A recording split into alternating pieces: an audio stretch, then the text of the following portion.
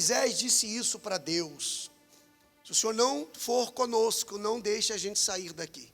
Se o Senhor não for comigo, eu não vou me mover daqui. Vamos entender por quê. Você sabe que Moisés foi o escolhido por Deus para tirar o povo do Egito. 430 anos eles foram escravos de Faraó. 4 gerações e um pouco. Sofrendo, nasciam, os filhos se tornavam pais, tinham filhos, se tornavam avós. E a geração, de geração em geração, eles sendo escravos. Até que Deus chamou Moisés como libertador e mandou que ele tirasse o povo da escravidão. Muito bem. Moisés resgata o povo das garras de Faraó com muita lágrima, com um braço forte de Deus, com 10 pragas que veio sobre o Egito.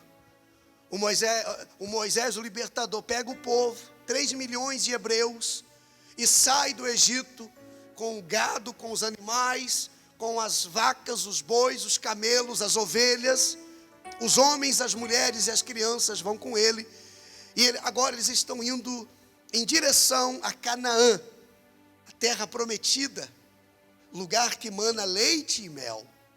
E aquele povo, a princípio, estava feliz da vida, razoando, feliz e comemorando por ter saído da escravidão. A caminho do monte, a caminho de Canaã, no deserto, eles já começam a murmurar devido às dificuldades. O grande problema do ser humano não é porque Deus não tem promessa para ele, é quando ele começa a reclamar o que precisa fazer para que essa promessa ela se cumpra. O problema que Deus tem com o seu povo não é porque o seu povo erra, o seu povo peca, ou o seu povo faz coisas que dá na cabeça. O problema que Deus tem com o seu povo é porque o seu povo ora crê e ora não crer mais na promessa. Quando Deus nos escolheu, quando Deus nos chamou, Ele já sabia quem nós éramos, quem nós somos e quem ainda seremos. Então, se Ele nos escolheu sabendo de quem eu era, de quem eu sou e de quem eu ainda serei. E nem por isso Ele vai se arrepender por ter me escolhido. Glória a Deus. Quem está comigo aqui hoje? O problema é que Deus em nós encontra muitas vezes incredulidade. E a desobediência, ela nasce na incredulidade. Ninguém começa desobedecendo a Deus. Primeiro a gente começa deixando de crer. É como o pai, quando ele dizia para o filho dele todo dia: se você fizer isso de novo, eu vou te bater. E todo dia o filho ia lá e fazia a mesma coisa. E o pai falava: filho, já falei, se você fizer isso de novo, eu vou te bater. E o pai veio e disse assim: pastor, por que o meu filho não me obedece? Por que o meu filho não me dá ouvidos, pastor? Ele é muito desobediente. E o pastor pergunta para ele: mas o que você faz com ele? O que você diz para ele? Me conta aí. E o pai diz assim: pastor, sempre que ele faz alguma coisa errada, eu digo para ele: se você fizer de novo, eu vou te bater. E o pastor perguntou para o pai: mas e você bate quando ele faz? Não, bater eu não bato. E o pastor disse para o pai: então é por isso, o filho já não acredita mais no que o pai fala. Por isso ele desobedece. O filho só desobedece o que o pai fala quando ele já não crê mais no que o pai está dizendo. Nós só desobedecemos a Deus quando nós deixamos de crer no que Deus está falando.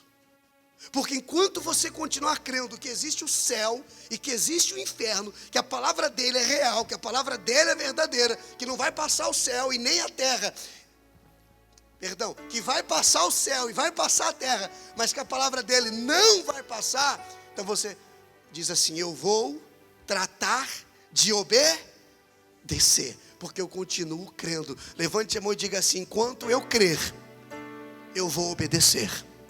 Não, de novo: enquanto eu crer, eu vou obedecer. Vamos gravar isso no nosso coração.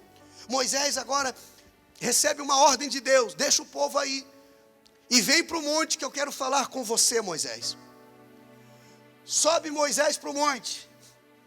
E lá ele fica por 40 dias no monte orando. E a Bíblia diz que ele falou face a face com Deus. Por 40 dias Deus passa para ele as tábuas da lei, ensina para ele sobre as leis, para que Moisés pudesse descer e apresentar ao povo agora um tempo novo. Eis que um novo tempo, um tempo de ordem, um tempo de progresso, porque onde há lei, a ordem, aonde há ordem, há progresso. Onde não tem lei para ser seguida, é tudo bagunçado. Aonde as pessoas se sujeitam à lei, ela obedece à lei, à ordem, se organiza a casa. E aonde há ordem, onde a coisa é organizada, não tem como não ter progresso, não tem como não prosperar. Se a tua casa não tem lei, é uma casa sem lei, é uma casa sem ordem. Se a tua casa, pai de família, é uma casa sem ordem, é uma casa sem progresso, é uma casa sem fartura. A minha mãe dizia para o meu pai, onde não tem pão, todo mundo briga, mas ninguém tem razão. É uma casa sem disciplina. É uma casa que um come, vou abrir aqui o leque. É uma casa que um come na varanda, o outro come no quarto, o outro come na sala. E o outro, a mãe que fez a comida, às vezes senta e come à mesa. Não tem ordem nessa casa. Não tem ordem, não tem um padrão a ser seguido. Do jeito que está bom, do jeito que está bom. Né? É a casa que não tem hora para ir dormir, não tem hora para acordar, não tem hora para chegar. Na hora de dormir, fica no celular. Na hora de responder as pessoas, vai dormir. É aquela coisa bagunçada. Quem está comigo? Mas aqui em Blumenau, graças a Deus, não tem casa assim. Diga glória a Deus. Fala aí, Éder. Aqui em Blumenau não tem casa assim, em nome de Jesus. Então Deus, primeira coisa que Ele chama Moisés, é para criar uma lei, para que esse povo comece a ter ordem, e esse povo tendo ordem, comecem a prosperar. Moisés fica 40 dias no monte. Eu falo ainda mais sobre lei, sobre ordem e disciplina, quando o pai que passa a responsabilidade dos filhos, que é dele, para a mãe. A criança diz assim, ô pai, eu posso ir na casa da minha amiguinha? Fala com a tua mãe lá. Aí a criança vai lá e fala com a mãe, ô mãe, eu posso ir na casa da minha amiguinha? Aí a mãe fala assim, o que o teu pai falar, você faz. Aí volta a criança lá. Ela nunca vai entender quem é que é o cabeça daquela casa. Ela vai crescer com uma vida totalmente bagunçada. Ela não vai entender quem é que põe as regras. O homem é o cabeça, mas não é o homem que é o manda-chuva, não é o homem que decide tudo. Mas existem lugares que o homem tem que ocupar, porque senão a mulher vai ocupar esses lugares. Se o homem não ocupar esses lugares, a mulher vai ocupar, e ela vai exercer a função do homem dentro de casa, e já se tornou uma casa sem ordem. Não é que a mulher não sabe ordenar, a mulher sabe mandar, gente? Se sabe. Mulher sabe mandar, gente? Se sabe. Mas não é para que a mulher tenha o comando da casa. Biblicamente falando, quem tem o comando da casa, Daniel e Bruna, é o homem. Sérgio e Patrícia, é o homem. Nevison e Duinha, é o homem. Ellen e Ellen.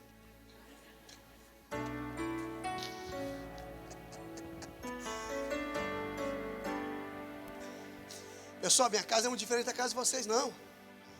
A gente aprende todo dia, a gente luta todo dia. De vez em quando a gente estraga tudo. De repente ela está fazendo o que é para eu fazer, de repente eu estou fazendo o que é para fazer. Aí a gente para e fala assim, amor, não está legal, não é assim.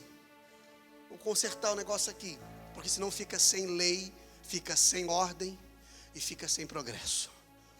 Quem está entendendo? Quem pegou aí, pessoal? Bom, isso aqui era só um parêntese. Quando Deus manda Moisés descer agora com as leis, para que aquele povo fosse para o monte, fosse para Canaã, chegasse num lugar que manava leite e mel, eles não botassem os pés para a cabeça, eles não colocassem a carroça na frente dos bois, eles não deixassem subir para a cabeça as conquistas e os bens que eles teriam, que eram muitos. Eles nunca tinham comido tão bem como iam comer, eles nunca tinham morado tão bem como iam morar. Quem está comigo, gente? Eles nunca tinham desfrutado de coisas maravilhosas como eles iriam desfrutar. Mas Deus tem o cuidado, diga Deus, tem o cuidado para nos abençoar. Ele cuida para o momento e o tempo de nos abençoar. Porque pode ser que quando Ele te abençoar, se você não tiver ordem, se você não tiver disciplina, se você não estiver dentro das leis do Senhor, o mandamento dEle, qual é o primeiro mandamento? Oh meu Deus, casalzinho de pombinhos. Primeiro mandamento, amar a Deus sobre todas as coisas. Ele me leva para a terra de Canaã e eu não tenho a lei comigo, os mandamentos, porque mandamento não é pedimento. Ele não está pedindo agora, ele está mandando. Mandamento é algo que ele ordena. Olha, você quer andar comigo? Quer viver com as minhas bênçãos? Quer desfrutar do melhor dessa terra? Ame a Deus em primeiro lugar. Ame a Deus sobre todas as coisas. Troque qualquer coisa para estar na presença do Senhor. Dispense qualquer visita para estar na casa de Deus. Se for o dia e o horário em que você tem que estar para adorar, não chegue atrasado. Não deixe para depois. Não diga domingo que vem eu vou. Você ama a Deus em primeiro lugar. Você dispensa qualquer convite. Você dispensa qualquer proposta. Porque Ele está em primeiro lugar. E Deus tinha essa preocupação. Por isso, no meio do caminho, Ele para tudo e diz assim: sobe aqui, Moisés. Antes de você chegar lá, vocês já viram os meus sinais. Eu sou Deus. 10 pragas. Nenhuma praga atingiu o meu povo. A Bíblia diz que a praga de trevas, se eu não me engano é a terceira praga, depois você confere na Bíblia. A praga de trevas, eram tantas trevas, que as trevas eram espessas. Dava para tocar nas trevas. A Bíblia diz que o povo por 3 dias não saiu do lugar. Era como paredes. E está escrito assim: mas na casa do povo de Israel havia luz. Solta o glória. Vai lá, solta o glória. Na casa do povo de Deus havia luz. Porque aquele que primeiro Deus quer conquistar, com teu amor, com o meu amor te amei, com as minhas misericórdias te alcancei. O versículo todo vai mostrar que primeiro Deus nos alcança com a graça dEle, os benefícios dEle. Deus nos conquista com os milagres, Deus nos conquista com as bênçãos. Mas não vamos permanecer com bênçãos por causa de bênçãos e nem por causa de milagres. Nós vamos permanecer se amarmos Ele sobre todas as coisas na nossa vida. Então quando Moisés desce do monte com as tábuas, 40 dias, a Bíblia diz que o rosto dele resplandecia, porque quem esteve face a face com Deus, não vai precisar dizer que esteve com Deus. Quem olhar para ele, vai saber que ele esteve com Deus, amém? Hoje, por causa de Jesus, irmã, dona Nilda, por causa de Jesus, hoje, nós podemos estar face a face com Deus. Porque a Bíblia diz que Jesus veio e rasgou o véu que separava. Naquele tempo era só alguns profetas, alguns sacerdotes que poderiam falar com Deus e levar para Deus o recado do povo e trazer para o povo o recado de Deus. Quem está comigo? A Bíblia diz que Jesus vem e rasga o véu que separava. Hoje todo aquele que disser, Pai, em nome de Jesus, esse já está na presença de Deus, já está face a face com Deus. Então quando você está face a face com Deus, não precisa você falar que esteve com Deus, porque você vai ser diferente, vai resplandecer uma luz em você, porque nós refletimos aquele com quem nós estamos, aquele com quem nós mais nos dedicamos tempo, nós nos parecemos com aquele a quem nós mais buscamos, com quem nós mais falamos. Mas o pessoal fala que os pastores vão falar na igreja e parece que o pastor faz os gestos que o pastor fala como o pastor. Mas eu não mando fazer isso, me imitar. Eu vou imitar alguém. É quando você convive com a pessoa, você vai ter o jeito da pessoa. Agora, se eu convivo com o meu Senhor, minha intimidade com Deus, quando eu for falar, vou estar falando como Jesus falava com a mulher samaritana, quando Jesus falava com o Zaqueu, quando Jesus falava com a prostituta, cheio de amor, diga amém, cheio de glória, cheio de amor, cheio de misericórdia, sem ficar acusando ela. Mas vamos entender por quê que Moisés disse: Senhor, se o Senhor não for conosco, eu não saio desse deserto. Moisés desce do monte com as tábuas. O povo, sabe o que o povo tinha feito? Um bezerro de ouro para adorar. Demorou muito. Tem gente que ela não tiver vendo, se ela perder de vista, ela deixa de crer. Moisés estava ali, vai lá, toca na água, a água vira sangue. Depois praga de rãs, depois praga de trevas, depois pragas de um monte de coisa. 10 pragas. Depois o mar vermelho, ele vai lá, toca com o cajado, o mar se abre. Moisés está se transformando num Deus para aquele povo. Parece que as pessoas precisam ver alguém para poder crer. Nós podemos até ensinar o caminho para você, mas vamos ter que andar com você pelo caminho, se nós quisermos ser salvos também. O pastor pode até te levar para o caminho, mas o pastor não é o caminho. Glória a Deus. Você vai encontrar no pastor falhas, erros, defeitos. E o pastor, para ele poder chegar aonde você ensina você a chegar, ele também vai ter que fazer o que ele ensina você a fazer. Renunciar, se entregar, pedir perdão, perdoar. Quem está entendendo? Porque ele não é o caminho, ele só aponta o caminho. Você só pode apontar o caminho para alguém.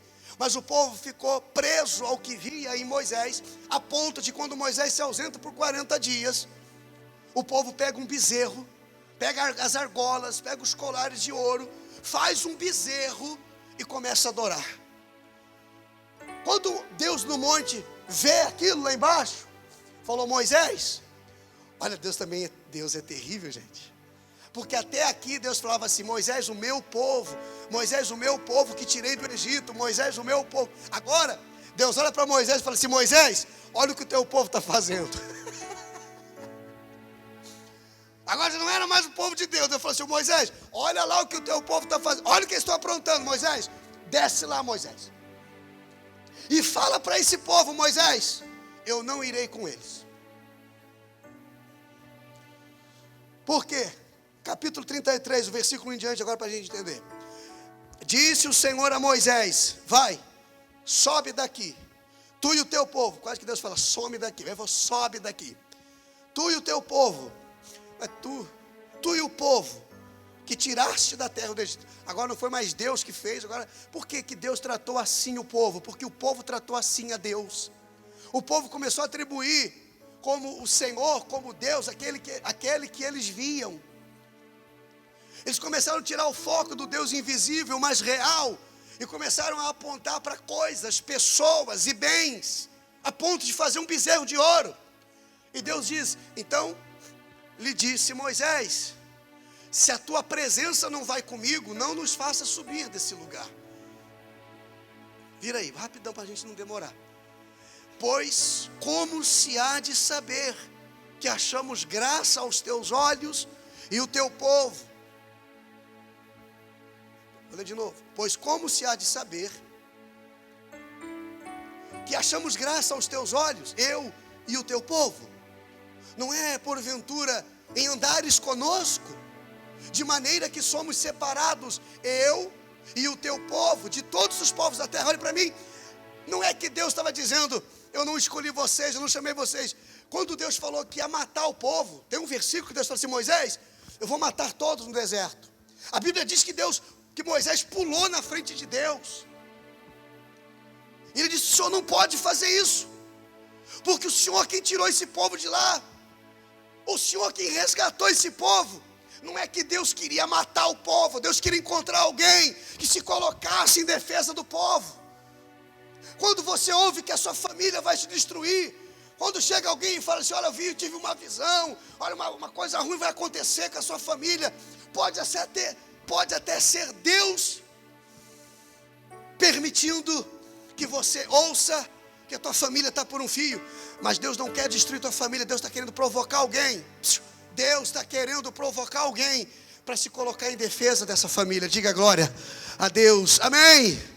Quando você ouve falar de desgraça, quando você ouve falar de injustiça, quando você ouve falar de destruição, não é porque Deus está querendo destruir. Deus está querendo chamar a atenção de alguém que sinta o que ele sente e se coloque à frente do destruidor, para que a destruição não aconteça. Amém? Deus está procurando homens e mulheres para defender a causa do povo que está sofrendo nesse mundo. E Deus escolheu muitos de vocês que estão aqui hoje para serem libertadores, e vocês ainda não sabem disso. Libertadores, ajudadores, aconselhadores, amém? Defensores da causa dos mais pobres. E a gente às vezes só pensa na nossa causa. Deus, se o Senhor não for com a gente, nós não iremos. Como é que vamos saber que achamos graça diante de Ti? Como é que a gente vai saber que o Senhor nos ama? Porque a garantia que nós temos que o Senhor nos escolheu é quando o Senhor anda com a gente. A garantia que nós temos que o Senhor achou graça em nós é quando o Senhor anda com a gente. Se o Senhor deixar de andar comigo, é porque o Senhor não quer saber de mim, porque o Senhor me abandonou. Claro que ele usava dos argumentos, ele não queria jamais andar sem Deus. E a Bíblia diz assim, ó, verso 2, Deus achou um jeito, eu não vou, mas eu achei um jeito, enviarei, verso 17, farei, segura aí, verso 2, por favor, enviarei o anjo adiante de ti, lançarei fora os cananeus, os amorreus, os heteus, um monte de eus aí, os bugeus, os fariseus, um monte de eus. O que Moisés falou? O que Deus falou para Moisés? Não vou, mas vou mandar um anjo. O que Deus está querendo dizer com isso? Vocês não me substituíram por um bezerro? Um anjo já está bom demais. Deus só vai dar ao povo o que o povo pedir. Deus só vai dar ao povo o que o povo demonstrar que quer receber. E quando eu abro mão de tudo, ei, por favor, escute isso. Quando você abre mão de todas as coisas, eu disse todas as coisas, visíveis ou invisíveis, sentimentos, passado, pessoas, coisas e compromissos, para se entregar 100% ao Senhor, o que você está pedindo a Ele? 100% da presença dEle. O Deus da Bíblia, Ele sempre vai entregar aquilo que você apresentar para Ele, que você está disposto a receber. E eu não falo para Deus o que eu estou disposto a receber apenas com palavras. Eu falo para Deus o que eu estou disposto a receber naquilo que eu estou disposto a entregar. Agora você não quer soltar o glória, né? Agora vocês não ouviram isso aqui, né? Eu falo para Deus o que estou disposto a receber. Não é com palavras, é com as atitudes, é naquilo que eu estou sempre disposto a entregar. O que você está disposto a entregar para receber mais de Deus? Todo dia você tem que entregar alguma coisa, porque todo dia você tem que receber alguma coisa. Há quanto tempo que você não se dispõe para entregar algo para Deus que lhe custe sacrifício? Ei, não estou falando de dinheiro não. Porque o que Deus quer de você não cabe dentro do envelope. E o que você vai dar para Deus, depois que você entender essa palavra, você não vai precisar de envelope. Porque o que você vai dar para Deus vai ser infinitamente maior do que algo que possa ser comparado de forma monetária. Quem está entendendo? Você fala para Ele o que você quer receber naquilo que você está disposto a entregar. Você não está disposto a entregar o perdão, se você não está disposto a entregar uma atitude, um pensamento ou um sentimento que vem lá de trás já com você, você vem se arrastando com isso. Mas quando você diz, eu abro mão disso por causa do meu Senhor, porque se dependesse só da minha vontade eu faria, mas eu não vou fazer por causa do meu Senhor. Quantas vezes eu fiz isso em oração? Quantas vezes eu faço isso em oração? E o Espírito Santo vem e derrama uma glória sobre a vida da gente. Quando Moisés diz assim, Senhor, se o Senhor não for conosco, eu não vou.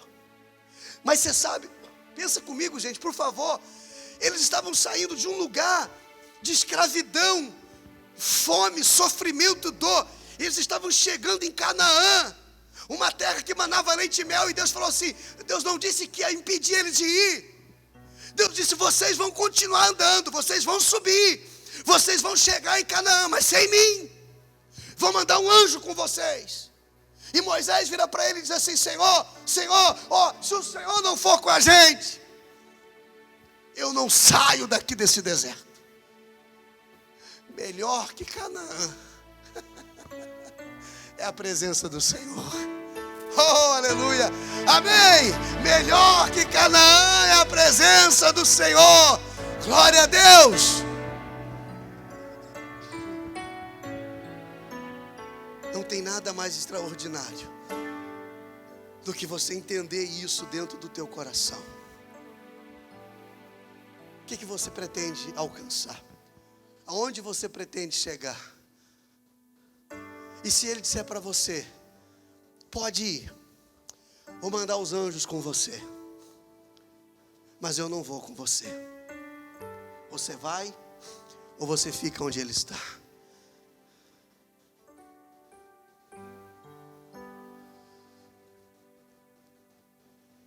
Versículo 4. Ouvindo o povo essas más notícias, porque Moisés desceu, quebrou o bezerro, tacou o bezerro nas pedras, quebrou o bezerro com as tábuas da lei. Sabe o que aconteceu? Quebrou as tábuas também. Quer dizer, tudo porque aquele povo estava desordenado, sem lei. Então não havia progresso. Se quebraram as tábuas da lei. Moisés teve que subir para o monte, Deus teve que dar outra para ele. Até que ela quebrou. A insistência de Deus colocar lei e ordem na vida do povo nunca foi da primeira vez que Ele conseguiu. Porque como tem gente rebelde, meu irmão, como tem gente que se demora, como tem gente que insiste em fazer muitas vezes aquilo que está levando ela para o fundo do poço. Mas eu quero dizer que se você está aqui, ainda que você tenha sido cabeça dura por muito tempo, glória a Deus que você está aqui. Porque pode ser que a partir de hoje a lei, a glória, a presença dele se estabeleça na sua vida de uma vez por todas, em nome de Jesus. Amém? Tua presença é o meu prazer. Tua presença, glória a Deus. Tua presença é o meu prazer. Tua presença é o meu prazer.